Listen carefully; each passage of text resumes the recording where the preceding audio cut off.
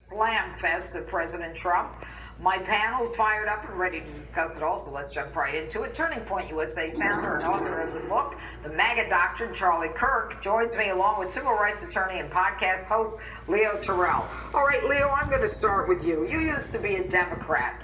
Now, you watched the convention this week. Did you have pangs of missing your old pals in the Democrat Party? I am so glad, Judge, I am with Donald Trump and the Republican Party. That was a total embarrassment, a total denial of chaos in the Democratic city, a shift to the extreme left. They're socialists, a call for destruction of American institutions, and attacking the president. Honestly and truly, I believe they're just jealous of the president because he's accomplished so much. I am so glad that I am voting for Donald Trump this year.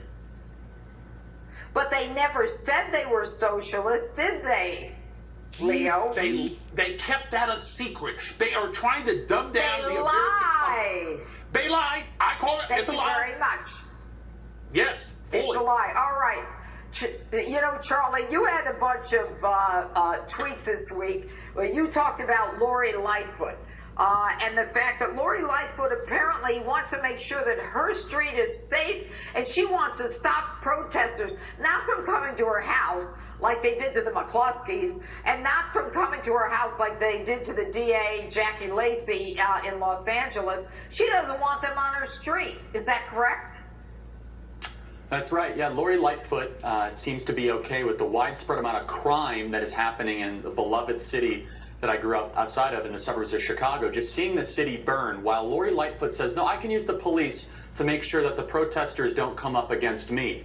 If the left did not have double standards, they would have no standards at all, Judge. And so what you have right here is a typical ruling class politician. While Chicago had its most murderous crime spree in 28 years last month, Lori Lightfoot is more concerned about making sure that she can sleep at night so that she doesn't have to hear the protests in opposition to what she is doing in the once great city of Chicago. Judge, right now, one of the #1 issues in the country, and I think Leo has said this so beautifully, and the Democrats had no mention of this at all, is the crime happening in urban America. It is unbelievably tragic what is happening to Black America right now. The Democrats have decided to not mention it at all, and Lori Lightfoot is overseeing one of the worst let's say, cities in the country when it comes to crime and when it comes to this kind of violence. Can I piggyback on that, Judge? Well, yeah, go ahead, Leo. The bottom line is simply this. Lori Lightfoot protected Black Lives Matter. She protected the criminals. Now she wants protection from the criminals. And guess what? She's asking for help from the police officers that she did not support while protecting the criminals. She is a contradiction. Well, not only that, but I remember early on during the pandemic, you know, no one was allowed to go to the hairdresser, but she could go get her hair cut because she represents the city of Chicago, while people are dying on the south side and kids don't even react to the report of a gun on them when they're in a play field. But let's talk about the fact that they're still protesting. I think it's 86 days now in Portland, Leo. Do you know what the numbers are?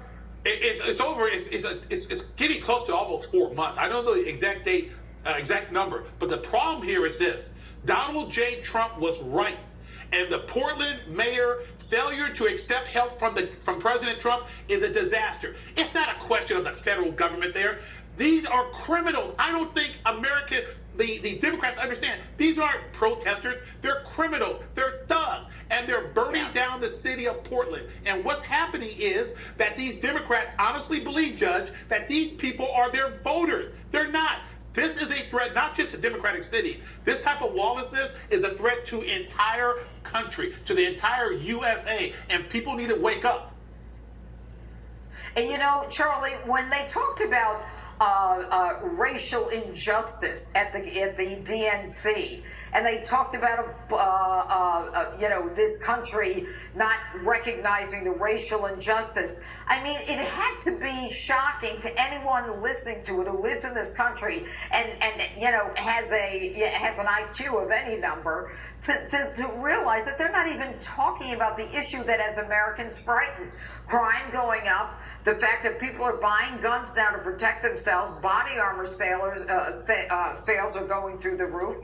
I mean, how could they deny the reality of what's going on in the world?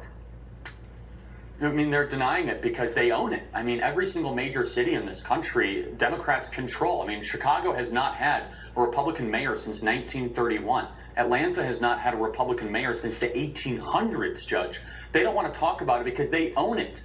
I mean, they had a whole convention where they were trying to straw man the president, where they were trying to make a case to middle America and try to get Republicans to defect away, but not one mention of, hey, what do you guys actually control, Democrat Party? Where can you show us where what you have done worked? Oh, the most murderous, dangerous, divisive cities in the country, where it's least likely to succeed right now, are all run by Democrats. And it's tragic because this is not the Democrat Party the last 30 or 40 years. This is the Democrat Party that is embracing radical elements, that is anti-police, almost embracing of crime and arson. And the country cannot continue to survive our beautiful cities in perpetual states of chaos. This is just another reason why we need to re-elect the president this November. All right, Charlie Kirk, Leo Terrell, thanks so much for being with us. And Carter Page joins me live next. You're not going to believe what he's doing.